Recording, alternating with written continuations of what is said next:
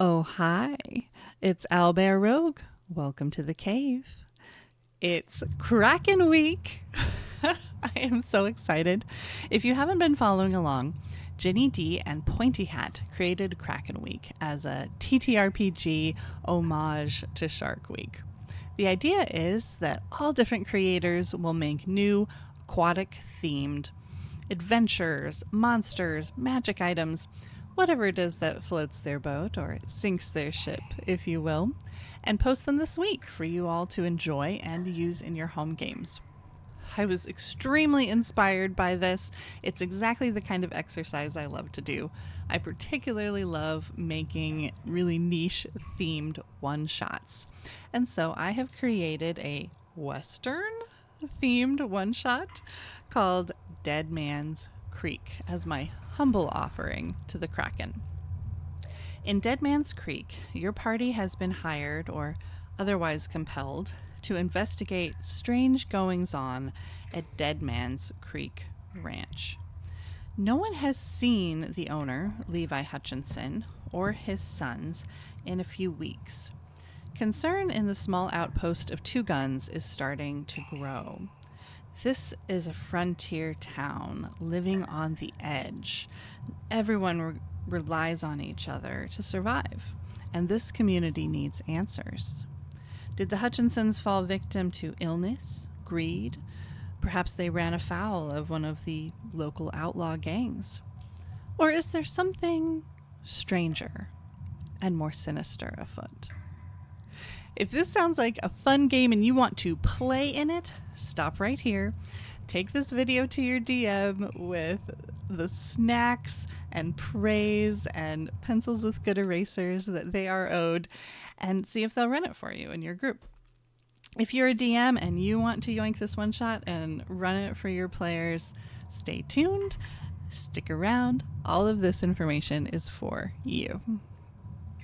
All right, DMs, let's go on this adventure. I'm going to tell you a little bit about how I wound up coming up with the idea for a Western for Kraken Week, of all things, give you an overview of the plot, and then go into detail with you about how to run this one shot. When I got excited about Kraken Week, I was looking at different genres. That's where I usually start building a one shot. Whenever I'm going to be doing a game for a specific group of friends or new players, I always send them a little questionnaire with different themes and genres to see what they're interested in. So I started running through the different genres. I knew my theme was water related, and I got to Western. It was the only one I didn't have an idea for right away. It seemed silly and didn't make sense. It was really tempting to just go ahead and cross it off. But then my brain got tickled just because it was a challenge. How do you make a water-themed Western? And the jackrabbit hole that I wound up going down was, what does it look like when you're in a hostile landscape with very little water, and the water that is there is all of a sudden extra enticing and extra dangerous?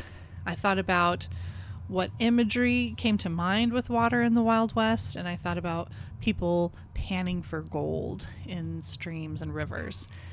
That's how we wound up with Deadman's Creek. Again, I'm about to go into some big spoilers. If you're going to play, bow out now. DMs, come along. What has happened is the Hutchinsons bought this property, and there's always been rumors of gold on the land. They've been searching for it for years, very, very secretively, and they thought they had finally found it, panning in a remote section of Deadman's Creek far into their property. They thought they came across gold dust. What they actually came across was an ancient, malevolent creature lying in wait to feed upon their greed. I've made the big bad of this story a kind of a metallic ooze-like monster. So they're reaching into the water, they're panning for gold, they think they're finding good things, while actually this is making its way up their arms, into their noses, mouths, all that good body horror stuff. If you haven't noticed, there are definitely some elements of horror and mystery to this Wild West tale. And they're making it into their brains where they are feeding off of all of their greed, their desires, to the point that they don't want anything anymore. They don't even want to take care of their own basic needs. All of their ambition and ability to want something has been taken from them, to the point that they waste away and die. Probably not before they've come into contact with other people, though, and tried to sell this quote-unquote gold or pass it along, or it's been stolen from them, and there are more victims for this creature. I've put this metallic ooze-like quality onto the stat block of a creature called an Elder Oblex.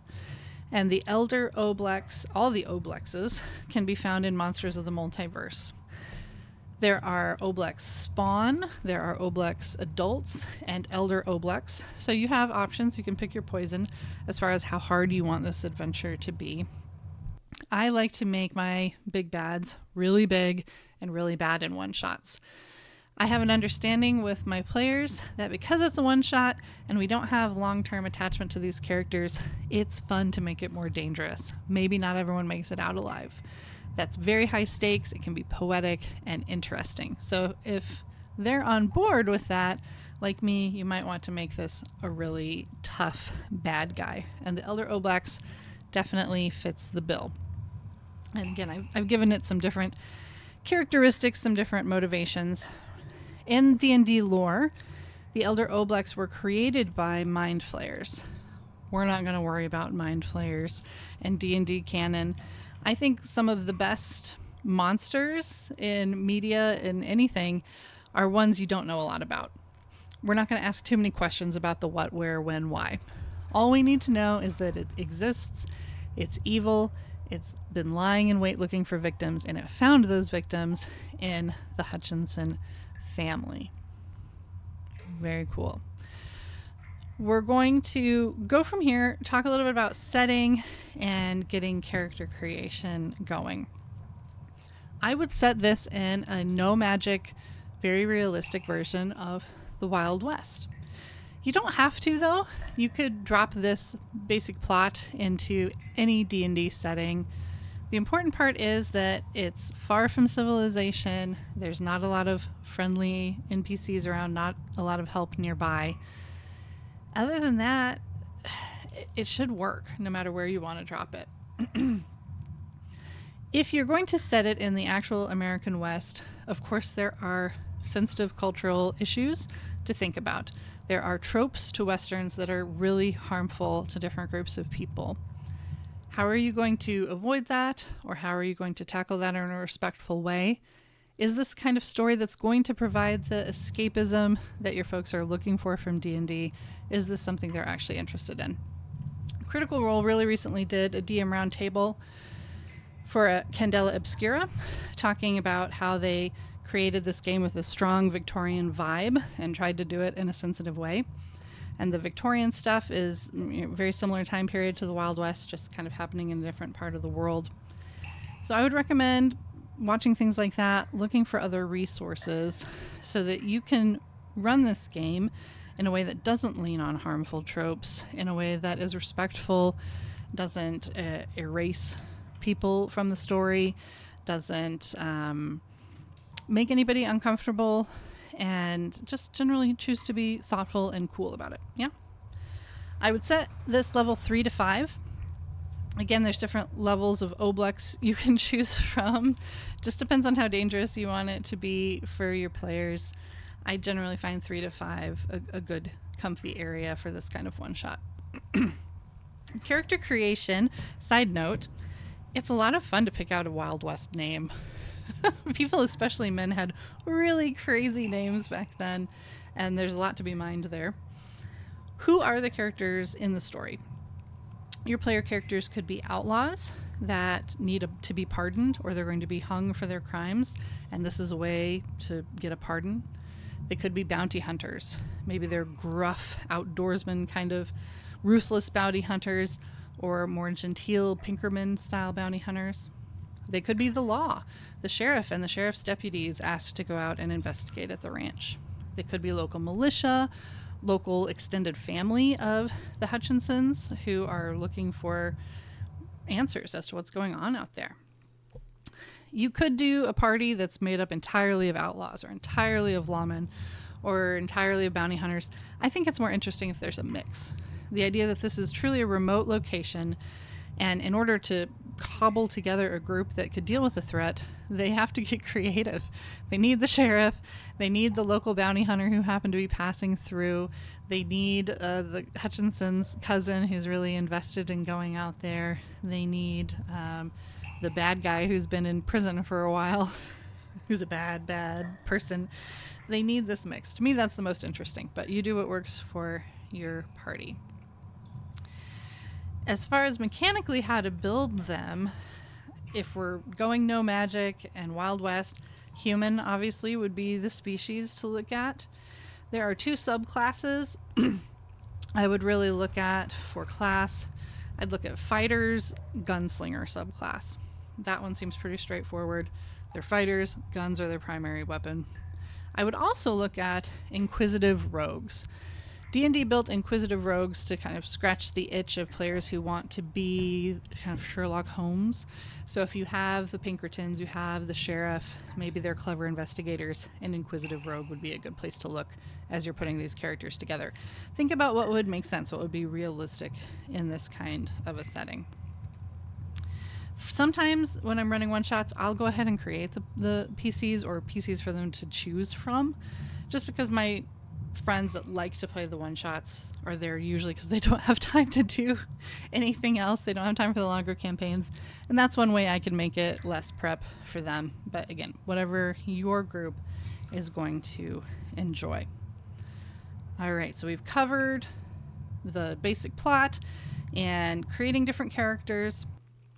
One other thing I would ask them to build into their character, whatever it winds up being, is some sort of big need or greed. Maybe they're going to lose the family ranch if they don't get a hold of money soon and they don't know what they're going to do. Maybe they have a child who needs expensive medication and they're hard up for money.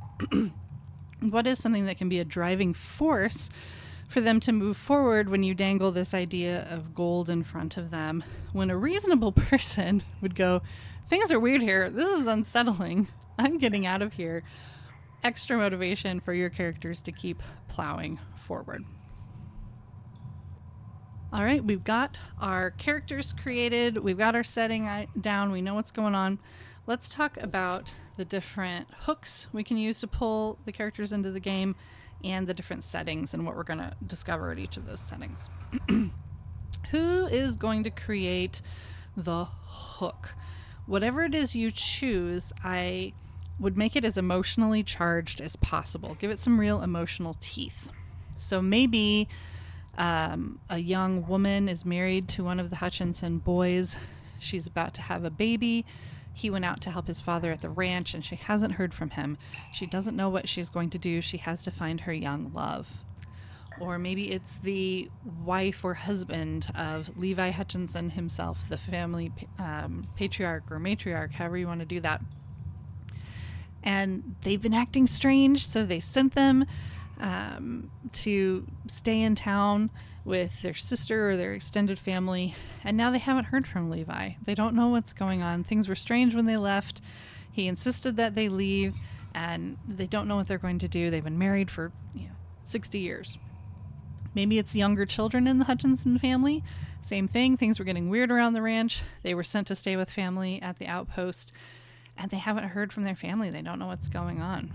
This will give them, your players, an emotional investment in figuring out what's going on. There's real stakes here for people in the community.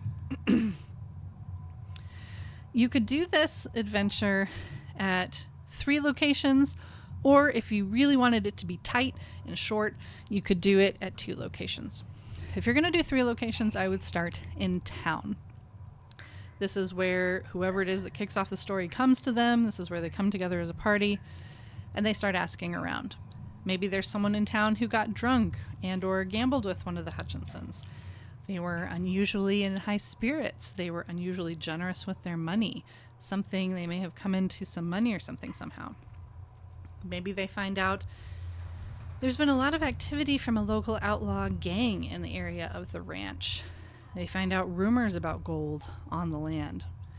I think there's a really fun scene to be had if they go to, say, the trading post.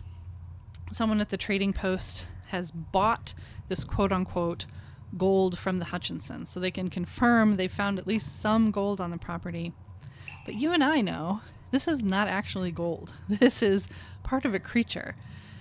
And this is an opportunity then to unsettle your players just a little bit. If they have a high perception, which if they're playing something like an inquisitive rogue, they should, they might notice something's just a little off with this person at the outpost. They seem lethargic, uninterested in things they were interested in before. There's a strange metallic smell. Maybe they have a little bit of a nosebleed and it's got a metallic color to it. Just plant a seed that something in this world, something's going on that's not quite right. And again, we know it's because this person has been infected from taking this quote-unquote gold dust from the Hutchinsons. Eventually, of course, they're going to have to move on to the ranch itself. This is a part in the story where, in a one-shot, I like to include a little bit of conflict, a little bit of combat. Not too much, because as much as I love D&D, combat takes forever. It takes so long, and you don't want to take up your whole one-shot with it. You just want to scratch that itch, give people a chance to use their abilities a little bit before the final showdown, and get some information. I've placed another baddie into the story here. There is an outlaw gang who heard the Hutchinsons came into some gold. They've been snooping around, trying to figure out where, trying to take it from them. They have left 2 gang members behind to guard the ranch house of the Hutchinsons, this gang has. Your players might snoop around and listen to them talk. They might attack them right away.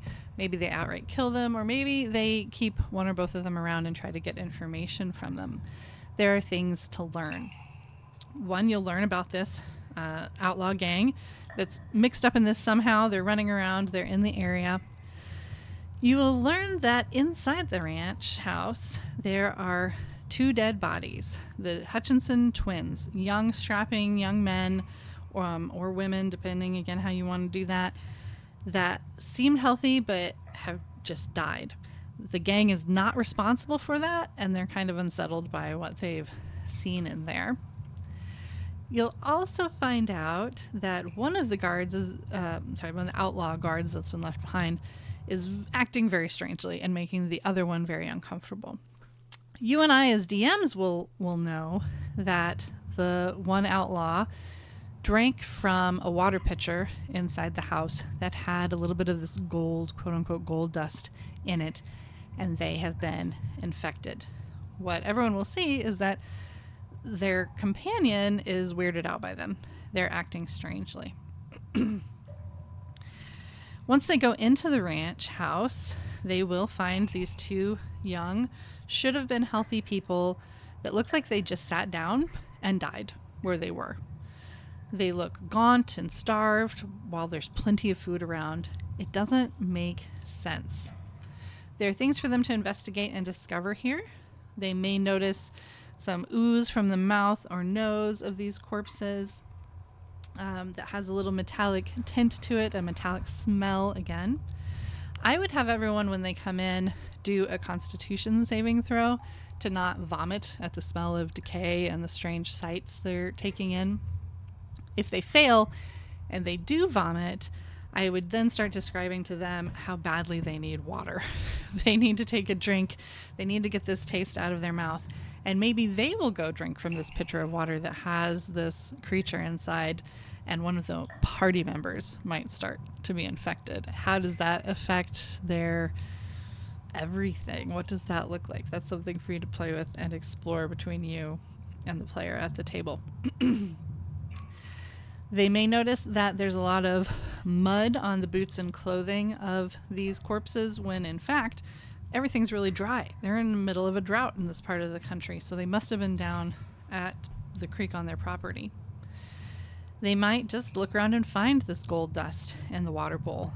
Maybe they see it move in a strange way. Will the others believe them if they see something strange. Something they have to find here is a hand-drawn map to the place in the creek where all of these shenanigans are going down.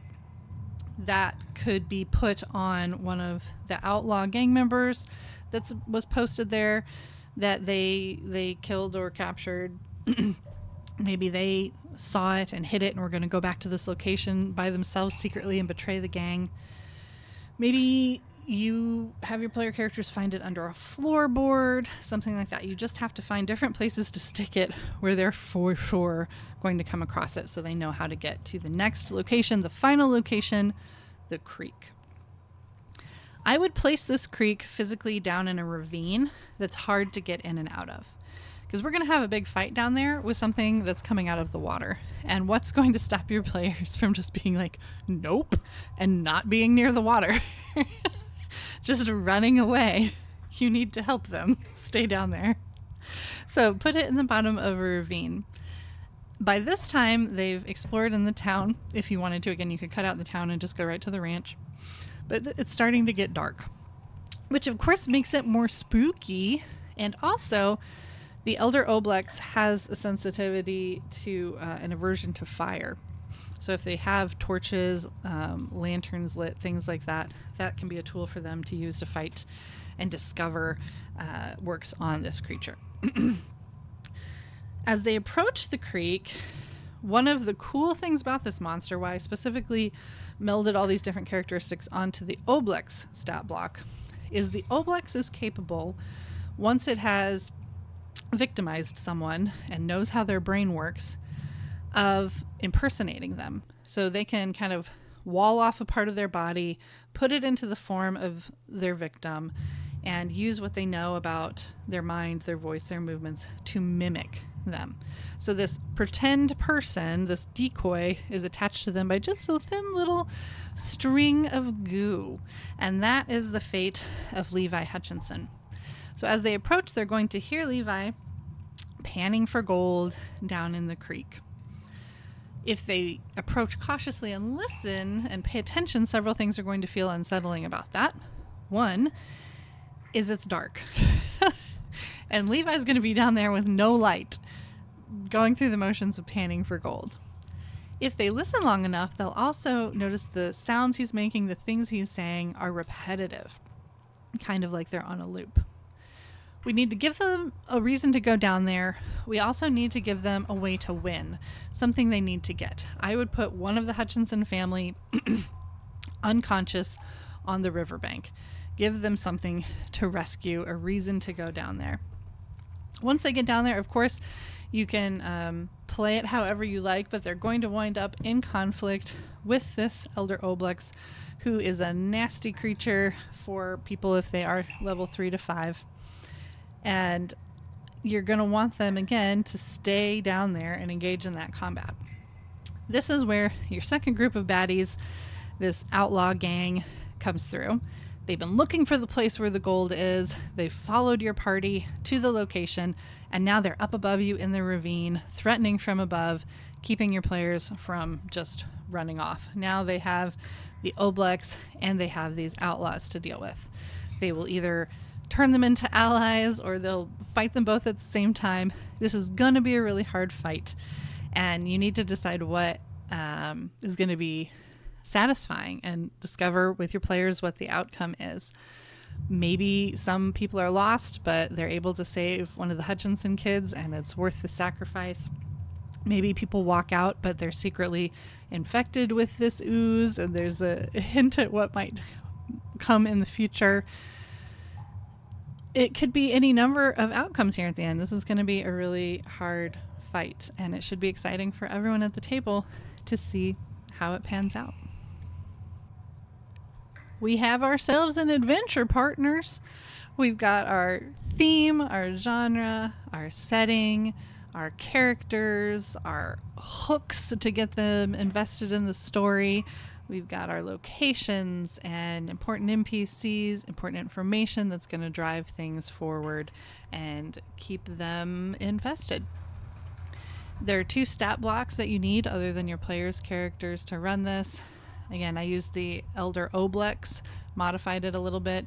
You can find the Oblexes in Monsters of the Multiverse, and I just use the Bandit, run-of-the-mill 5e Bandit stat block for the Outlaw Gang. That is the adventure of Deadman's Creek. I hope you found some things interesting and useful. If you could use all of it or part of it, there are other ways you could run this, other scenarios. Maybe the Hutchinsons were digging a well and they came across this crazy creature. They woke something up underground. There's different ways you could use it, different things you could do.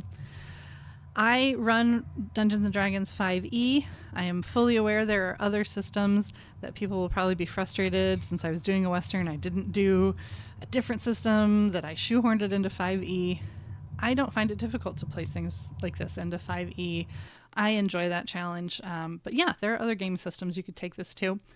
I mentioned Candela Obscura earlier. This would definitely, with its elements of body horror, fit into a Candela game if you wanted to do that. And disclaimer, as with any homebrew, I am a human. There are all sorts of influences I take in consciously and subconsciously day by day. If anything I've created here bears resemblance to media or things other creators have done in the past, it's not on purpose. It's purely coincidental. I will always give credit when I know that credit is due. So thanks for your patience with anything like that. I hope you understand. All right. I hope that you have fun with Kraken Week, that you check out all the different creators. They have a list of like 30 creators that are officially involved in this. There's going to be a big list, a big playlist that you can go through. I hope you'll look at all of them. I also hope you'll look up some other small creators like me who are getting their feet wet, if you will, with Kraken Week. Thanks again to Ginny D and Pointy Hat for such a great adventure. As always, thank you for exploring the feminine urge to play Dungeons & Dragons with me, Owlbear Rogue.